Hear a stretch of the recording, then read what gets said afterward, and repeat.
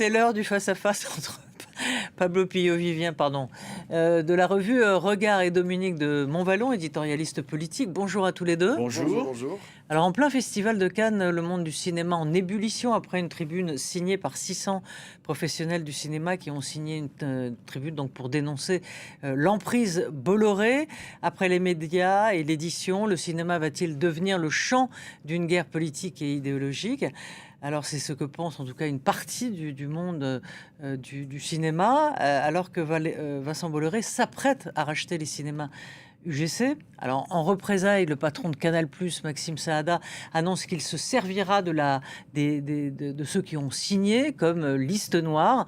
En clair, ne plus travailler avec les signataires. Y a-t-il de part et d'autre, un emportement et une surréaction ? Alors, il faut quand même remettre l'église au milieu du village. Dans la première tribune, Zappé Bolloré, qui a été publiée dans Libération, c'était en début de semaine dernière, il n'était pas question d'attaquer Canal+. Ce qui était dénoncé, c'était d'une part le fait que le propriétaire soit Vincent Bolloré, que ce soit une personnalité d'extrême droite avec un agenda politique, et d'autre part le rachat, comme vous l'avez rappelé, des cinémas UGC, qui est déjà entamé. Aujourd'hui, Vincent Bolloré possède déjà plus de 35% d'UGC et il compte monter à 100% d'ici 2 ans. Il n'attaquait pas Canal+. C'est-à-dire qu'il ne disait pas tout le monde du cinéma, y compris les signataires, connaissent le rôle central dans l'architecture du financement du cinéma de Canal+.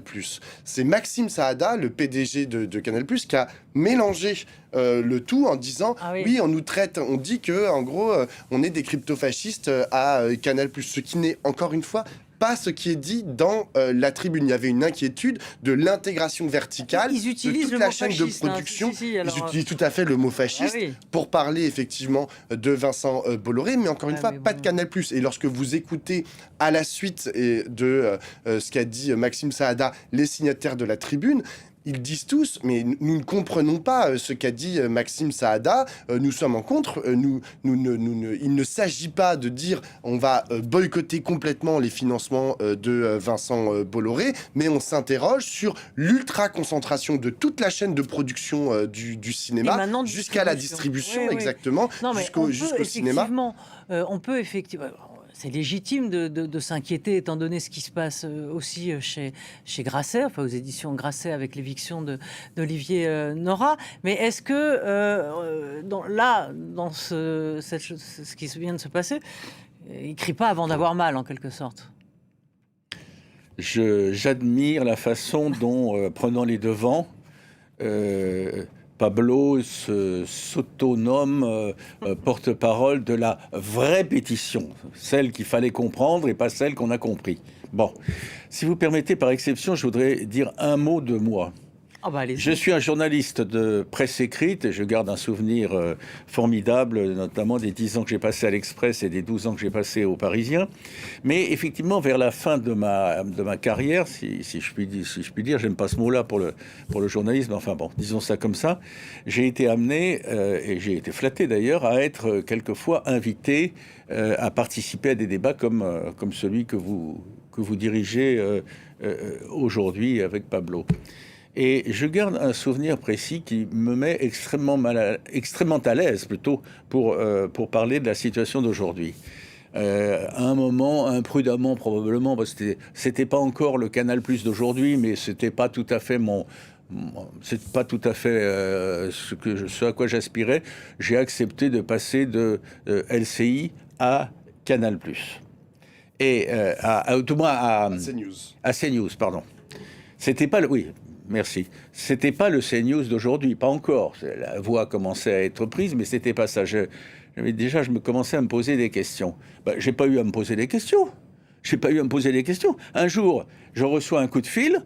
On nous échelonnait un calendrier. Vous viendrez le mardi, le mercredi, le vendredi, etc., etc. Et un jour, on m'a dit, sous un prétexte totalement fallacieux, que j'étais viré. Enfin, on m'a pas dit ça comme ça, mais on changeait de formule. J'ai été viré et je vous dis, j'ai terminé mon propos qui est trop long et je vous prie de m'excuser. J'ai été viré sans phrase, ni quoi que ce soit, pour être remplacé par celui qui est aujourd'hui un bon journaliste d'extrême droite et qui était à l'époque le bras droit d'Éric Zemmour.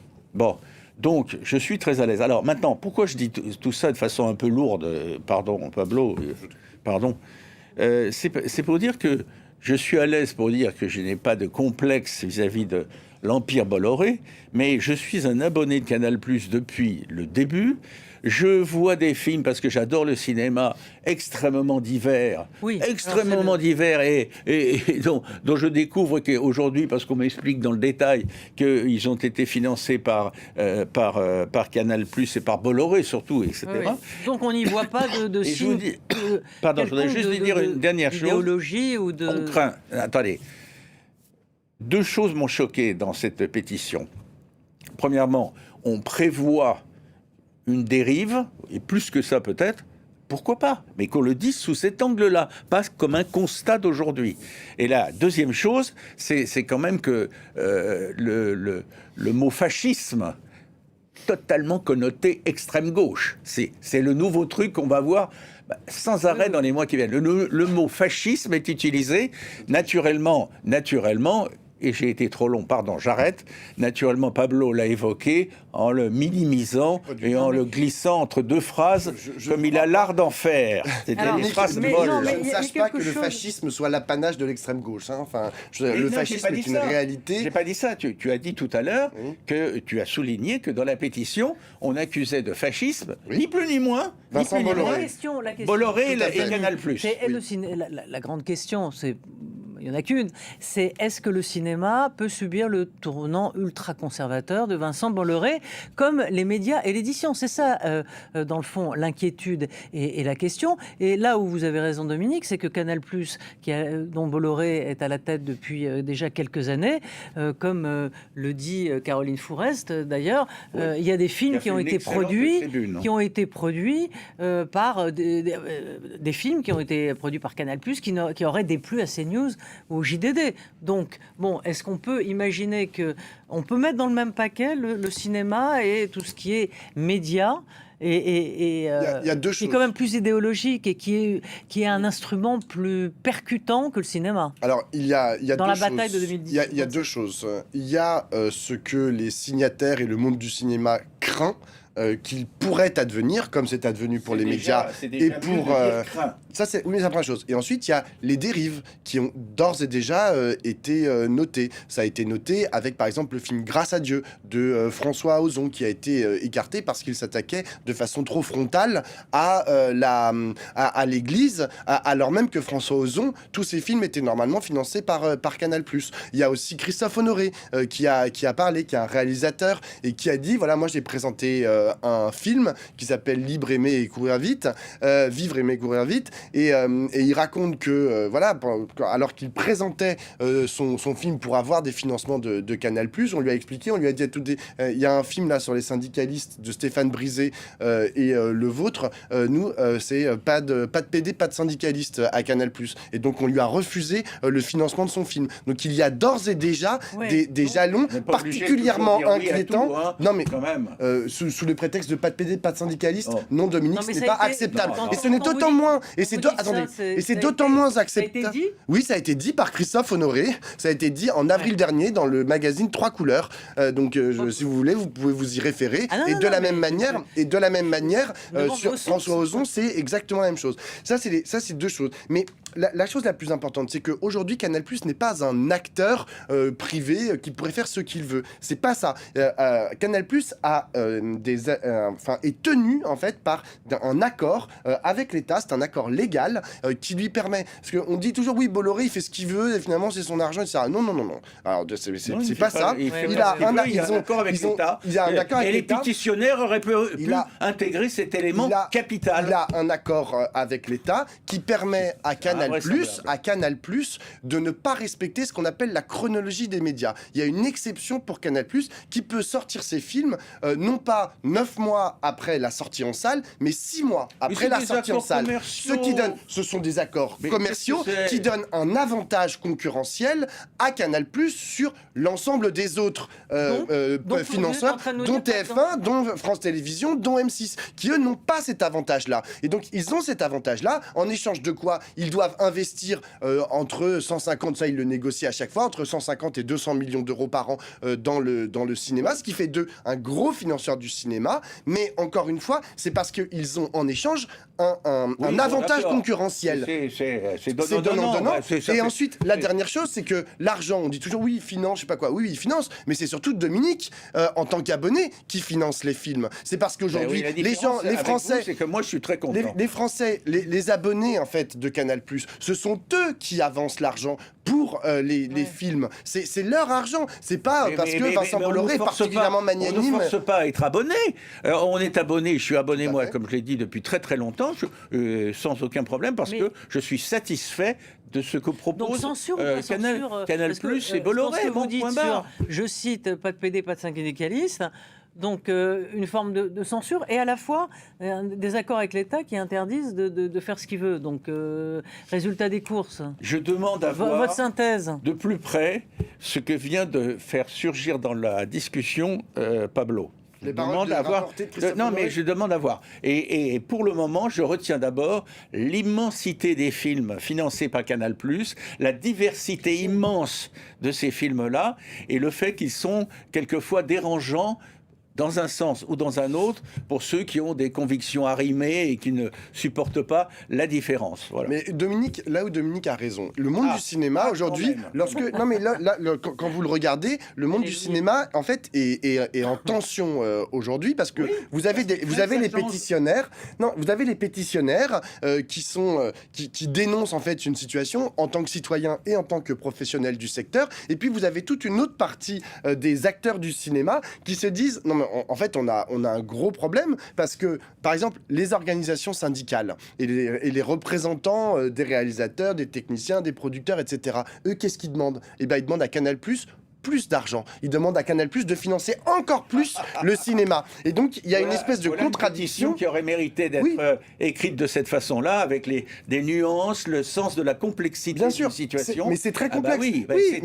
Mais vos amis de l'ultra-gauche qui ont pondu quelques phrases invraisemblables, mon cher Pablo. Invraisemblables. Il existe des dynamiques à l'intérieur du monde des professionnels du cinéma qui ne sont pas toujours parallèles et convergentes. Qui a rédigé la pétition? Mais moi je le sais, et ce sont des gens très, très estimables, des professionnels du cinéma. Mais on parle politique. Alors, qui a rédigé cette pétition? Encore une fois, des professionnels du cinéma auxquels se sont adjoints non plus 600, mais maintenant il y a plus de 2000 personnes qui l'ont signé. Non, mais voilà. Mais après, je ne parle pas des signataires. Qui a rédigé, qui nous a annoncé que le fascisme était en marche déjà et que plusieurs pas dans cette direction.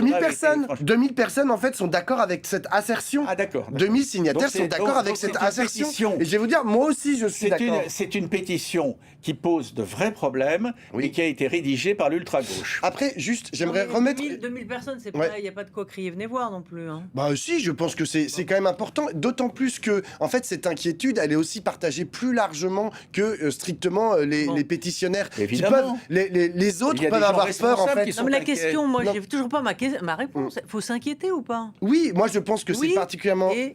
Oui, dans la mesure... Oui, mais pas pour les raisons qui sont affichées. Moi, je pense qu'on est en pleine mutation. Oui, mais je pense qu'il faut... culturelle, structurelle... C'est vrai, les arrivées des plateformes américaines, etc. Enfin, la diminution... Non, c'est pas autre chose. En fait, c'est le monde du cinéma aujourd'hui est en tension. L'arrivée des plateformes américaines et donc l'idéologie bollorienne, pas bolivarienne, mais bollorienne. Qu'il existe aujourd'hui un endroit de financement du cinéma qui soit contrôlé par l'extrême droite, il n'y a pas de problème. Le problème, c'est qu'il est central et qu'aujourd'hui, les autres acteurs, parce qu'il faut aussi avoir ça en tête, TF1, France Télévisions et M6, qui sont par exemple de gros des financeurs beaucoup plus petits, parce qu'on parle de 170 millions d'euros pour Canal+, mais quand vous passez à France Télévisions, c'est plus que 20 à 30 millions, et à TF1, on n'est plus qu'entre 15 et 20 millions par an. raison c'est de des plus citer ces petits. chiffres. Oui, mais c'est très important. Et donc, et eux, ils sont en train de réduire aussi leur voilure parce que ce chiffre de financement du cinéma, c'est un pourcentage de leur chiffre d'affaires qui est en train de se réduire à cause de la part de la publicité. Et pourquoi? Parce qu'il y a aussi les plateformes américaines qui arrivent et qui, eux aussi, déversent tout leur catalogue pour les Français et les Françaises. Prendre le pouvoir. Exactement. Là, vous aurez écarté tous ceux qui représentaient tout le système est en tension. Quelque chose de l'âme française. Moi, j'ai une dernière chose à dire, c'est que il faut pas oublier, on parle de 150 à 200 millions d'euros par an pour Canal+. Je me demande, je trouve que ce chiffre est très petit. Enfin, je veux dire, c'est un petit chiffre. Il faut rappeler qu'il n'y a que 200 films à peu près français qui sont produits par an.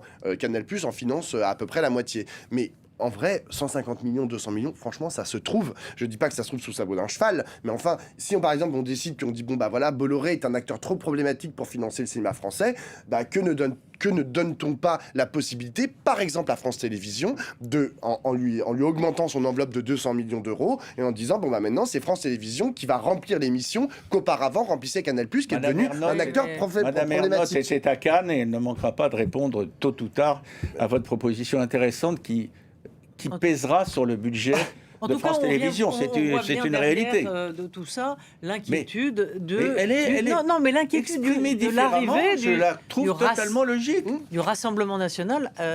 D'ailleurs, c'est évoqué dans la tribune. L'arrivée du Rassemblement national au pouvoir. Qui n'a pas les mêmes objectifs. Hein. Le Rassemblement national, il veut supprimer le Centre national du cinéma, qui est aussi un acteur clé du financement du cinéma en France, alors même que Canal+, Maxime Saada, il a dit plusieurs fois, il faut surtout pas supprimer le CNC, et il faut surtout pas privatiser France Télévisions. Hein. Enfin voilà, ça c'est la position de Canal. Ils veulent pas du tout, ils sont pas alignés sur ce que raconte le Rassemblement national. Qui nourrissent autrement que le fait la pétition unilatérale et tellement brutale, un débat qui s'impose à tous aujourd'hui. Dominique, enfin, on a le droit d'être aussi brutal dans le débat politique. Il s'agit d'établir des rapports de force. Et là, les pétitionnaires amorcent un rapport de force avec Bolloré. Commencer à traiter de fasciste le premier qui dit pas exactement ce qu'on souhaite, c'est gravissime. C'est gravissime dans la situation dans laquelle nous sommes. C'est gravissime dans la situation dans laquelle nous sommes. Et ce qui est pas bien malin, c'est de parler de liste noire. On parle de voilà. Allez, un point partout, la balle au centre. Merci. Tout à fait d'accord. Merci à tous les deux et à très vite.